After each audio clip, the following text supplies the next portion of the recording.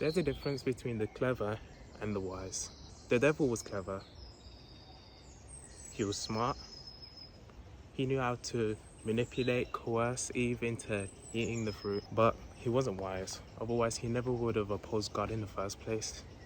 Because who in their right mind would oppose a being that's all-powerful? What sense does that make? Because you're never going to match that. They both obviously revolve around knowing a lot, but they work in two different ways.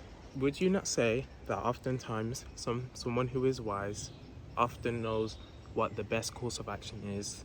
They are aware of the consequences of specific actions, and they are able to guide you down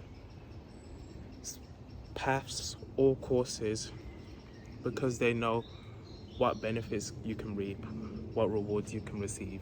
But this is also a thing that can come from a lifetime of experience, or in God's case, because he's already known it. He's known it since the beginning. He's always been there, so he has always known it. In the story of the garden, the devil is described as a serpent, and now it was said that the serpent was the most cunning creature, the most cunning beast in all of the garden.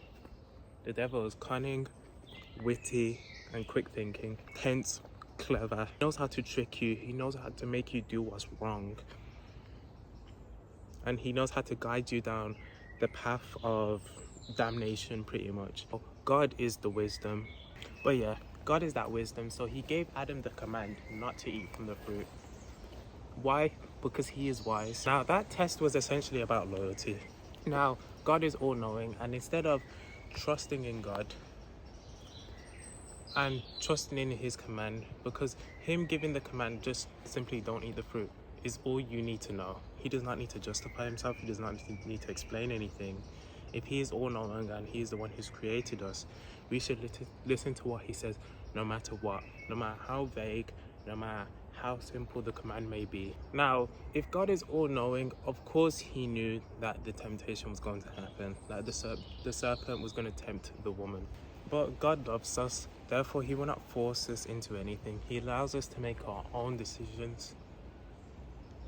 And if we choose not to make a wise decision, then that is completely on us. In a way, Adam and Eve, they made a clever decision. Does it make it right? No, they made a clever decision in a way because it granted them wisdom, it granted them knowledge. They had the sudden realization that they were completely naked. They were able to make clothes out of fig leaves or whatever it was. Now that is knowledge, that is being clever. But was it wise in the long run? No, because they were banished from the garden and sent down to earth. They basically failed God and lost his trust. And because of that, humanity's been damned ever since.